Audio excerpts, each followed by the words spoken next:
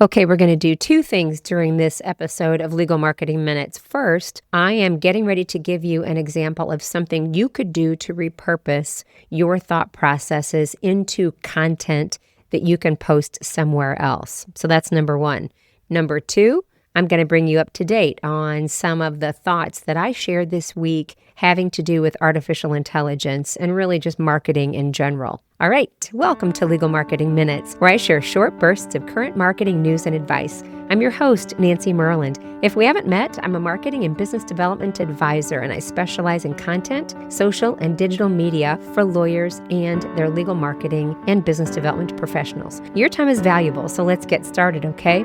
Well, as I mentioned, I'm going to share with you some conversations that I had this week that have to do with artificial intelligence. And I also mentioned that I was going to give you an example of how you could repurpose your thoughts into additional pieces of content.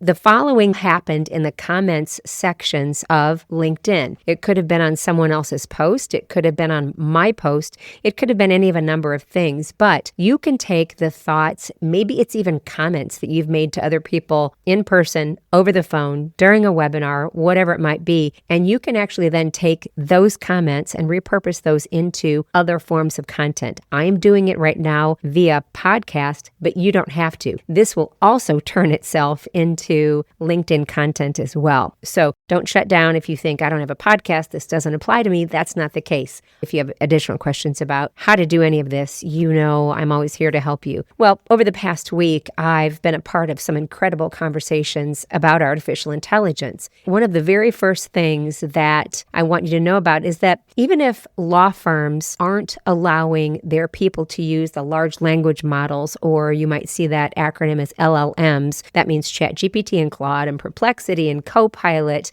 and some of the others. But if firms aren't allowing their people to use LLMs, you can rest assured that they are using them. What I recommend is that you need to train them because it's happening whether they're doing it out in the open or they're testing it because they're smart people and they don't want to be left behind. You need to know that they need some training and some guidelines. We can't pretend these tools don't exist. So the responsible path is to train people how to use them wisely and ethically, not to prohibit them and hope for compliance. And then when the conversation revolved around, there's so many lawyers who just they keep hoping that this will all go away, that artificial intelligence will, and everybody likes to use the word bubble lately because that means bubbles burst and that means it could go away. What I reminded them is that firms used to say that about social media. Some lawyers used to say that about social media. They used to block LinkedIn and Twitter and even Facebook and said, you can't use this while you're at work. And we all eventually realized that those platforms could be used responsibly and strategically. Well, the same is true with AI. It will be used and it should be used, and we don't want our people to fall behind. What I also want you to teach your professionals about is agentic AI, and I have posted about this before. I think I have a video. If you're interested in that, I can find it for you. But when lawyers and business professionals use agentic browsers or personal AI agents outside of the office, they could still be logged into firm systems, and that creates a real risk to client confidentiality and data security. So while I'm not saying don't use them, don't ever use them, they're horrible, I'm not going to say that at this point. I'm just saying that education must extend beyond the workplace walls. Now let's talk about how to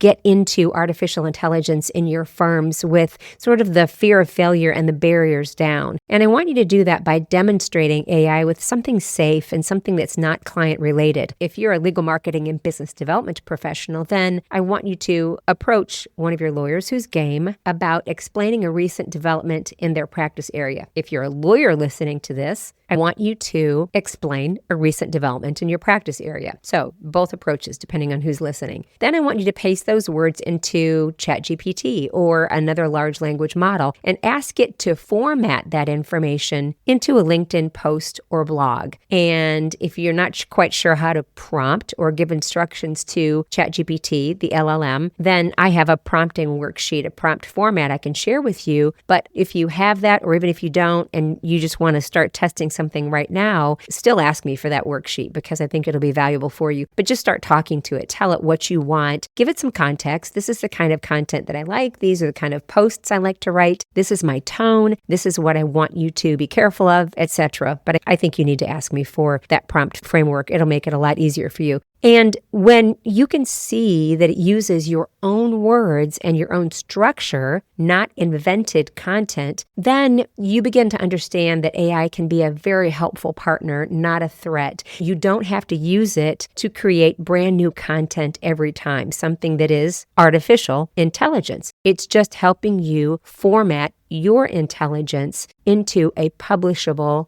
manner. There was also discussion about hourly billing, and people have said that hourly billing is going to go away and it's being threatened, and it's never happened. So let's not pay attention to that, or let's not go down that path. And my comment was, assuming that billing and legacy processes won't be disrupted is very risky. If you think this change will never reach your firm because similar warnings in the past have fizzled out, go talk to your clients. That's my recommendation. What I'd like you to do to either confirm or deny your suspicions is to go talk to your clients. Ask them how their companies or their organizations are using AI. Once you understand their level of adoption, you will see that they are probably going to have similar expectations for you that are probably the same or even higher. You are their lawyers. You're expected to know a little bit more than they do in some of these areas. So hoping that the old model survives is definitely not a business plan. One of the first things that I recommend you do, people say, where should I start? What should I do? And who should take charge of this? And my recommendation has always been to form an AI council. You can call it something else if you'd like, but for all intents and purposes, let's just call it an AI council. And what I'd like you to do is to bring together representatives from IT, marketing, business development, HR, professional development,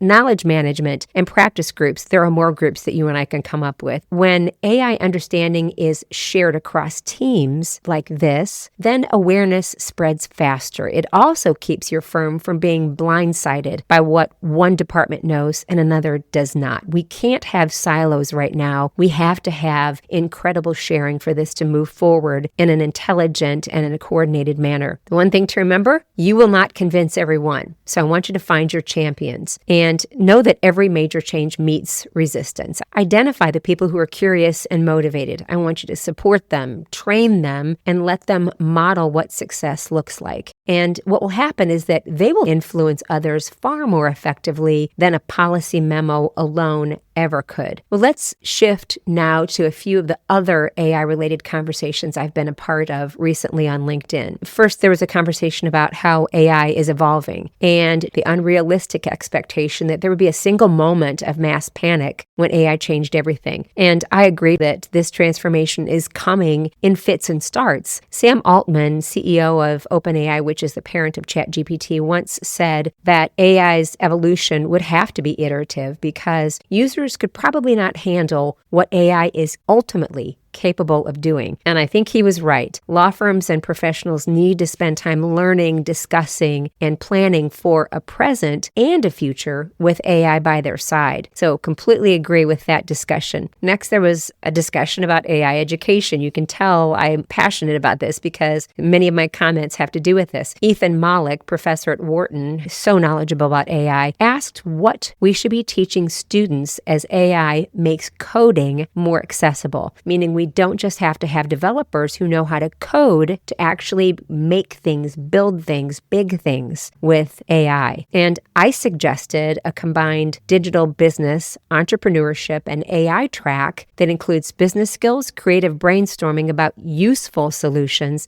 and guidance on how to build and market them.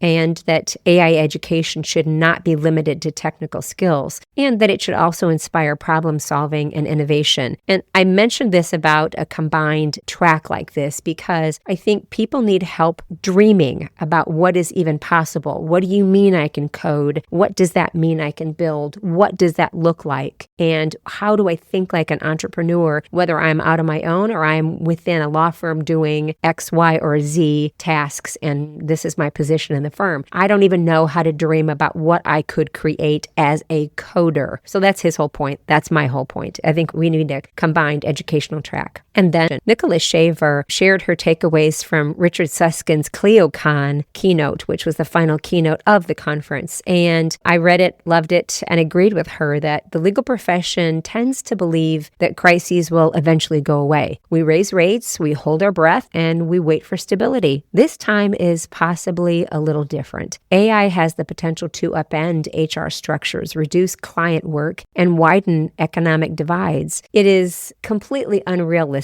to see a world in which economies are leveled out because of artificial intelligence. And that's what was being espoused early on. Sam Altman even said that. I don't think that's realistic. I think there will always be people that will not want to use these tools, not understand how to use these tools, and will not have them at their disposal. So I definitely agree the points that I always agree with Richard, but I definitely agree with this. I do think this time is different, and I'm optimistic, and I'm definitely AI forward and study it constantly, but I'm also realistic. And my final comment on that post was, with great power comes great responsibility, and that includes planning for change before it forces its way in. And then finally, a post from my good friend, very, very smart person, Marcy Borgel-Schunk, reminded me that all change comes down to communication. And she wrote about the newest generation of associates who are not afraid to ask why, how, and what success looks like. And my response was that we need to bring people into the fold when things happen inside the firm. We need to explain what is happening, why it's happening, and how they can be a part of it. Yes, when we have to have confidentiality, please ask for it. Or if it is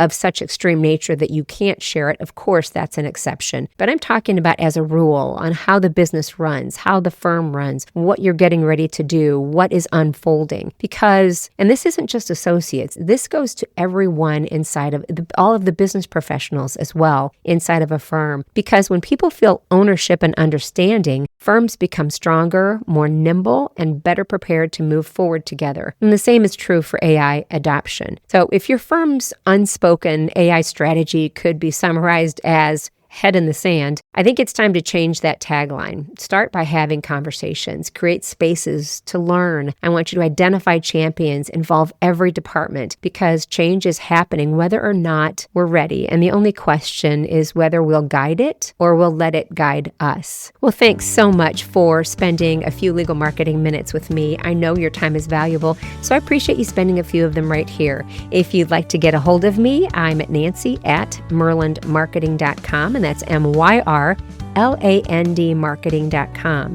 And I'd love to know what you think. I can help you with any of the things that I mentioned within these comments. So I would love to talk to you about any of these. I would love to help you and your firms with any of these too. All right, until next time, I'm Nancy Myrland. Take care.